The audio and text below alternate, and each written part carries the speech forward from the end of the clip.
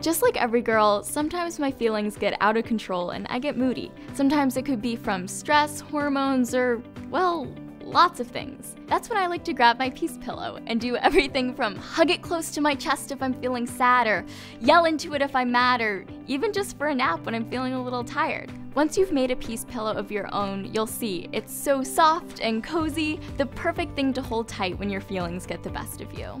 Here's what you'll need to get started. Fleece or felt in 2 colors, cotton stuffing or fiber fill, scissors, make sure you get your parents' permission first, and a pen. Line up your 2 pieces of fabric like this. Using the pen, mark a heart shape on one of the pieces of fabric. How you draw the heart is totally up to you. Cut out the heart shape, leaving an inch border past where you drew the heart. Cut strips towards the center of the heart, ending at the line you drew. Start tying the 2 layers together with double knots like this. When there aren't a lot of pieces left to tie, stuff the insides of the heart with the cotton stuffing or fiber fill. Finish tying the remaining pieces, then trim the stray ends of the knots so they're more even and have a flat edge.